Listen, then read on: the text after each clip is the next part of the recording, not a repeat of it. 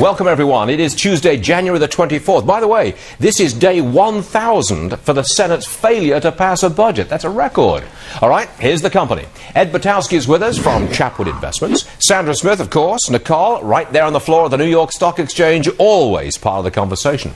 Look, it got a little rough at the Republican debate last night. Mitt Romney, Newt Gingrich, they went after each other. Listen to this. It is not correct to describe public citizenship, having public advocacy, as lobbying. Every citizen has the right to do that. And what I did on behalf of Medicare, I did out in the open, publicly, and that is my right as a citizen. Here's why it's a problem, Mr. Speaker. Here's why it's a problem. And that is, if you're getting paid by health companies, if your entities are getting paid by health companies that could benefit from a piece of legislation, and you then meet with Republican congressmen and encourage them to support that legislation, you can call it whatever you'd like. I call it influence peddling. Went on like that virtually all night long. Sandra?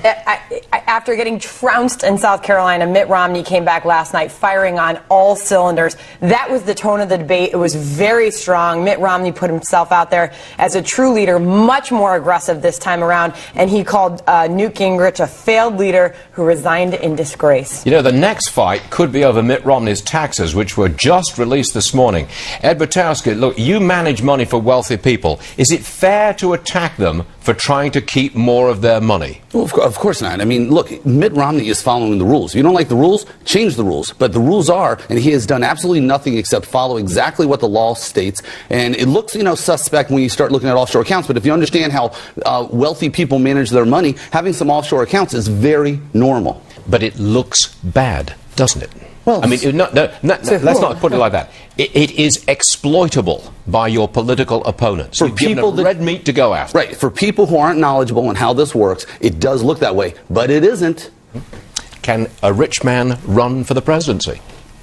He is right now. He is running. And as my son said, I have to tell you something. My son said to me one day, he said, I'd rather have a rich president than not have a president who has money.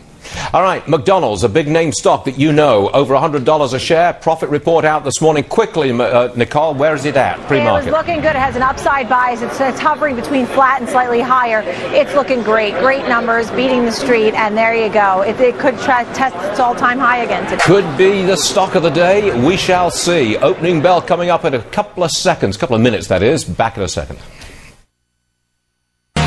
All right, here comes the opening bell. We're expecting a downtrend when the trading actually begins. We're looking at a 40-50 point loss for the Dow Industrials in the first couple of minutes worth of business. That will be the opening trend, and that would carry the Dow just below the 12,700 mark. Still not a bad mark to be making at this point. 12.7 is where we are, down 6. Should be down 30 or 40 by the time we've really opened it all up. I call it democratic luxury. That's right. A leather goods maker, Coach, reported a higher than expected profit this morning. Before the bell, Nicole, they reported before. Look at that. Up another 3%. Not bad, huh? You gotta love Coach. You gotta love luxury. You go into Coach, the place is always busy.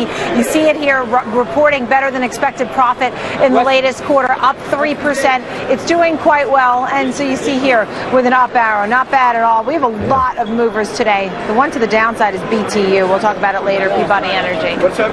But I keep going back. Democratic luxury. That's Coach. I mean, it's attainable for middle America.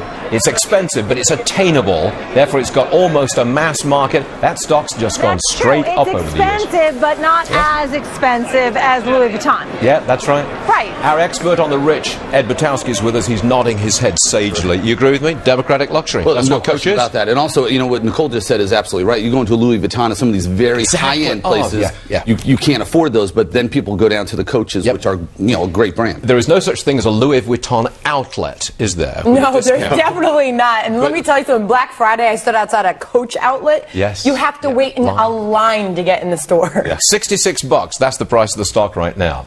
Want to know where the money is? I'll tell you. Our partners at the Wall Street Journal reporting the average Silicon Valley tech salary has just passed $100,000 a year.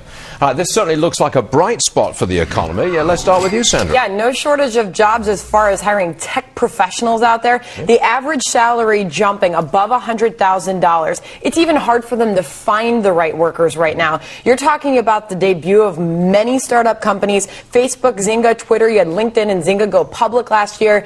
All these companies, they're hiring and they're paying up because they're looking for the talent. There might be people looking for jobs out there, but not qualified for these positions. So they're bringing the money to the table to try to hire the right people. Bonuses, by the way, also up. They're making over $100,000. Their bonuses also rose by 6% or so. They're now topping $12,000. We've got to point out that this is not the people who make the tablets, make the iPads, no. the people who manufacture.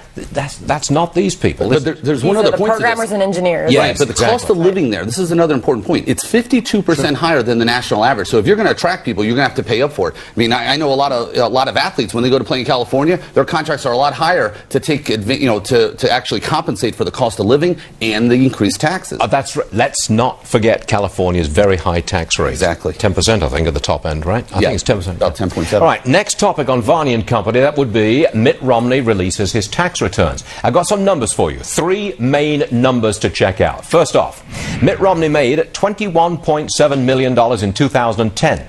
The former governor paid $3 million in federal taxes. Let me repeat, that's federal taxes, okay? It doesn't include state. That's federal taxes, $3 million. That means his effective federal tax rate was 13.9%. The left will no doubt attack Romney. Romney is saying he didn't pay his fair share. It will be the haves versus the have-nots. We got that. And Tracy Burns, our resident accountant, she's digging through the numbers. She'll have more for us at the top of our next hour. Any comment, Ed? Well, nothing. I should applaud the man. You said it all. I mean, basically, this is fantastic. He made money. He is giving back to his church and to his community. He is paying 15%. And guess what? That's what the rules are. Follow the rules. He's doing it. There's nothing wrong with it. None of this was $21 million. None of this was wages or salary. This was income from investments, therefore Capital taxed gains. at a lower capital gains tax and rate. finally, the tone from Mitt Romney changed last night. He finally stood before the American people and said, I'm proud of the money I made, and I'm proud of the taxes that I pay in this country. Many do not. He's made a lot of money. He's paying a lot of money. I mean, I'll add one other point to that. 50% of the people in this country pay no federal income tax. He paid $3 million. He paid more than 50% of the people in this country do in federal income tax. Yeah, he actually probably paid more than 99.9% of everybody in the country by paying $3 million in 1 year. All right, Ed, thanks very much. And the Bruins, the Sox, the Celtics, now the Patriots. Enough already, Boston. all right, well, that was the President Obama, greeting the Stanley Cup champion Boston Bruins at the White House yesterday. But the team's star goalie, Tim Thomas, missing. Here's why. Thomas says, and I'm quoting, I believe the federal government has grown out of control, threatening the rights, liberties and property of the people. This is in direct opposition to the Constitution and the Founding Fathers' vision for the federal government. Because I believe this, I did not visit the White House. In my opinion, you get an invitation to the White House because you've won a sporting event, you go. And you say? I would not go. I'm right along the goalie. I would not. I believe what he said. I completely support this guy. I think this guy, you probably saw him at a Ron Paul, gathering, because, you hear those words. That's what it sounds like. But you know what? I love what he said. I love what he did. And I would do the same. I applaud his stance. I don't think he's making this about party or politics. However, as an athlete, I'll say that he kind of made this ceremonious occasion more about himself rather than the victory of his team. It sort of takes away from his team's celebration. So I'm not so sure I'm a fan of this statement at this time. So you're sitting on the fence, basically. No, I don't think this was the time to make a statement like that. I won't sit on the fence. Okay, I think you and I are together on this one, and Ed's right down on a limb. Okay. Thanks very much, Ed.